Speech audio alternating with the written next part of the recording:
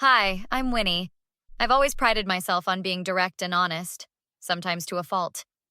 My husband Michael used to love that about me. That's why when his parents started their campaign against me, I never saw it coming. More potatoes, dear? My mother-in-law Barbara's syrupy voice cut through the tension at the dinner table. No thank you, Barbara. I forced a smile. 6 years of marriage had taught me that keeping peace with her required constant vigilance. Michael squeezed my hand under the table. Mom made your favorite dessert. How thoughtful, I replied, knowing Barbara had never bothered to learn my preferences. Barbara dabbed her lips with a napkin. We don't often get the family together anymore, do we? Not since Winnie became so busy. The emphasis on busy wasn't subtle. Neither was the glance she exchanged with my father-in-law, Roger. Michael's sister Ellie shifted uncomfortably. Mom, please. No, Ellie, it's time for honesty. Barbara's voice hardened. Family means truth, even when it's difficult. Roger cleared his throat. Barbara, perhaps. No, Roger. Michael deserves to know. Barbara reached into her purse and pulled out a manila envelope. We've been concerned about your marriage. Michael frowned. What are you talking about? Barbara slid the envelope across the table. Open it. My stomach dropped as Michael pulled out several photographs. His face went pale. What is this? His voice was barely audible. Evidence, Barbara announced, of Winnie's affairs. A collective gasp went around the table. Michael's brother Jake leaned forward to look. These show Winnie meeting different men, Barbara continued, voice dripping with false concern. At hotels, restaurants, places she claimed to be working. That's not possible, Michael whispered, staring at the images. I'm sorry, son, Roger added. We hired a private investigator. We couldn't stand by watching you be deceived. Michael turned to me, eyes filled with hurt. Winnie? Michael, those are work meetings. Clients. I reached for the photos, but Barbara snatched them away. Oh, please, she scoffed. Working late every Tuesday and Thursday? Meeting clients in hotel lobbies? The investigator followed you for weeks. My heart raced as I saw Michael's doubt growing. 6 years of marriage wavering because of his mother's scheme. Michael, you know me, I pleaded. This is ridiculous. Is it? Barbara pressed. Then explain the text messages at all hours. Why you always leave the room for calls. That's when my phone rang. It was Kelly, my best friend and business partner. Take it, Barbara smirked. Another client, I presume? I answered on speaker. Kelly, you're on speaker with my in-laws. Hi, everyone. Winnie, the Henderson deal closed. We got the commission. Michael's expression shifted. Barbara's smile faltered. The Henderson deal? Michael asked. The one you've been working on for months? Yes! Those Tuesday meetings finally paid off. And the Johnsons are signing Thursday at the Marriott? I looked directly at Barbara. Kelly, can you confirm something? The men I've been meeting with? They're all clients, correct? Of course. What else would they be? Oh, wait, is this about Barbara's weird theory? Michael, your mom called our office last month trying to get client information. I told her it was confidential. The table went silent. All eyes turned to Barbara. She did what? Michael asked, voice dangerously quiet. As I hung up, Barbara's face was a mix of anger and embarrassment. Well, of course she'd cover for you. Mom, you called Winnie's office? Michael's voice was rising. Actually, Michael, there is something I haven't told you. I reached into my purse and pulled out my phone. I've been recording everything. The week after the dinner, I sat in attorney Diane Chen's office, replaying the recording. You've been recording conversations with your in-laws for how long? Diane asked, her pen tapping against her legal pad. 6 months, I admitted. Ever since Barbara started making accusations when I wasn't around. Diane nodded. And the private investigator they hired? Exists. I handed her a folder. My friend Pete works in digital security. He traced the payments. Pete leaned forward. They paid $5,000 to follow Winnie, but the guy was sloppy, used their home computer for reports. And these photos? Diane asked, examining them. All legitimate business meetings, I confirmed. Everyone documented in my calendar. Diane organized the papers. Defamation, invasion of privacy, emotional distress. We have options. Michael paced by the window. I still can't believe they would do this. Believe it, Pete said. I found emails between them going back a year planning this. Michael stopped. What? Sit down, I said gently. Pete found their correspondence. Pete opened his laptop. Your mom wrote, Michael deserves better. If he won't leave on his own, we need to help him see the truth. Michael sank into a chair. This is insane. There's more, Pete continued. They discussed hiring the PI, staging the dinner, even plans to offer you their guest house when the marriage falls apart. Diane interjected. What do you want to do about it, Winnie? I looked at Michael. I want consequences. Legal consequences. She's right, Michael said. My parents crossed every line. Diane nodded. We'll need statements from everyone at the dinner. Was Ellie involved? No, Michael shook his head. She had no idea what they were planning. Get her on record, Diane advised.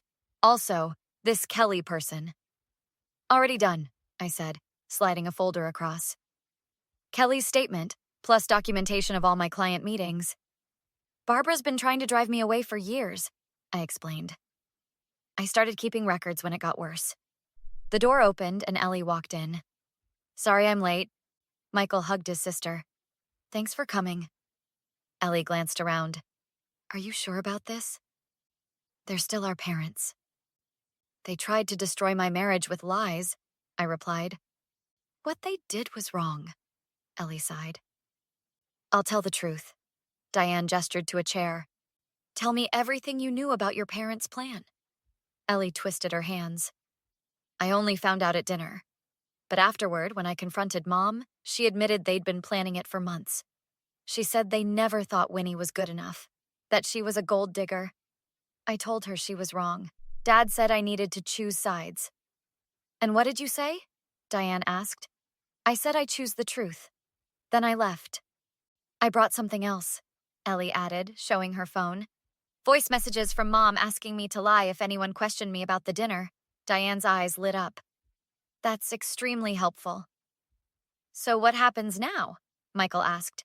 Now, Diane said, we build our case, and we give your parents a choice. 2 weeks later, we waited for Barbara and Roger in Diane's office. Michael hadn't spoken to them since the dinner. Are you nervous? I asked. No, for the first time I'm standing up to them. The door opened and Barbara rushed in with Roger following. She moved to embrace Michael, but he stepped back. Sit down, Mom, he said coldly. Barbara noticed Diane, then me. What is this? Why is she here? I'm Diane Chen, attorney representing Winnie and Michael, Diane explained. Attorney? Roger sputtered. This is a family matter. Not anymore, I replied. Barbara's eyes narrowed. So this is how you're turning our son against us? Michael slammed his hand on the table. Enough! You don't get to play the victim. We have evidence, Diane continued, that you orchestrated a campaign to defame Winnie through false accusations. We were protecting our son, Roger dismissed. From what? A faithful wife with a successful career? I asked.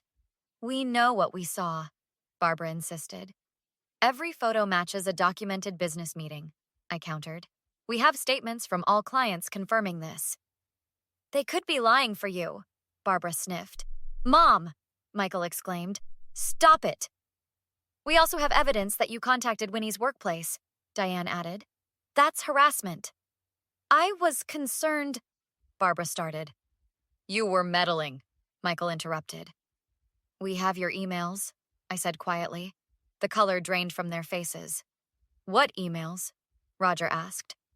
The ones discussing your plan to break up our marriage, Michael answered. Where Mom wrote that I deserve better. Barbara gasped. How did you used your home computer, I explained. Diane cleared her throat. We have grounds for multiple legal actions. Defamation, invasion of privacy, emotional distress. You're suing us, Barbara shrieked. What do you want from us? Roger asked, finally sensing defeat. A formal retraction of all allegations, Diane explained. A legally binding no-contact agreement for 1 year, and damages listed on page 3. Roger looked at the number and blanched. This is extortion. This is a settlement offer, Diane corrected. Your alternative is a lawsuit you'll lose. You wouldn't sue your own parents, Barbara whispered. Try me, Michael responded. Barbara began to cry. Michael, please. We were wrong. Yes, you were, he agreed without emotion. We just wanted what was best for you, Roger tried. No, you wanted control, I replied. Ellie walked in. I brought the voice messages Mom left asking me to lie about what happened. You recorded me? Barbara gasped. Like mother, like daughter, Ellie replied coldly. Roger put his head in his hands. Barbara, we can't win this. We'll sign your agreement, he said finally. No! Barbara stood. Michael, I'm your mother. Everything I did was out of love. Michael stood as well. No, Mom, it was out of control. Sign the papers or we go to court. 1 year later, we hosted a dinner party in our new home across town. More wine, Ellie? I offered. Thanks. The house looks amazing, she smiled. Jake wandered in. Dinner was incredible, Win. Way better than Mom's dry turkey. We laughed, the mention of Barbara no longer creating tension. Kelly raised her glass. To new beginnings and chosen family. After dessert, Ellie pulled me aside. They're asking about you again. Barbara and Roger? She nodded. The no-contact period ends next week. They want to reconcile. What do you think? I asked. Mom seems different. The therapy was good for her. Different how? She admits what she did was wrong, Ellie explained. Good for her, I said sincerely. But that doesn't mean she gets access to our lives again. Michael joined us. Everything okay? They want to meet when the no-contact period ends, Ellie explained. That's not happening, Michael said firmly. Later that night, we sat on our porch. Any regrets? I asked. No, they made their choice. Dr. Martin says forgiveness is for ourselves, not others, I mentioned.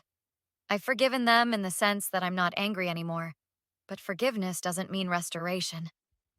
Some bridges stay burned, I agreed. They sent a letter to my office, Michael admitted. I didn't open it. That violates the agreement. My phone buzzed with a text from Pete. Barbara's been posting about family reconciliation on social media. Attached was a screenshot, counting down the days until we can reunite with our son. Lessons learned, hearts open. Family is everything. Still playing the victim, Michael sighed. The next week, our doorbell rang. It's them, Michael said, checking the security camera. We don't have to answer, I reminded him. No, I want to. One last time. He opened the door but remained in the doorway. Michael! Barbara's face lit up. We've missed you so much. Barbara Roger, he acknowledged coldly. You shouldn't have come. But the order expired today, Roger pointed out. The legal order expired, not our decision. We've changed, Michael, Barbara said. The therapy helped us see how wrong we were. That will serve you well in your relationships with other people, Michael replied. What does that mean? Barbara asked. We're not interested in reconciliation, I said, joining Michael. But we're family, Barbara protested. No, you're biological relatives. Family doesn't try to destroy each other. We've apologized, Roger interjected. We don't want anything from you, I answered honestly. Barbara's face hardened. This is your doing. You've poisoned him against us. Michael laughed without humor. And there it is. The real Barbara, right on schedule. Goodbye, he said firmly, closing the door. We watched as they stood there before finally leaving. Are you okay? I asked. Never better. We made the right choice. Later, on the porch swing, Michael turned to me. You know what I realized today? What's that? Revenge isn't always about making someone suffer. Sometimes it's about finding your own peace, even if others don't like the terms. Some people think revenge means you're still attached to the past. But for us, he finished. It meant finding the strength to create boundaries and stick to them. Exactly.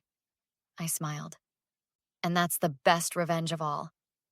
Have you ever had to cut toxic family members out of your life? Comment below.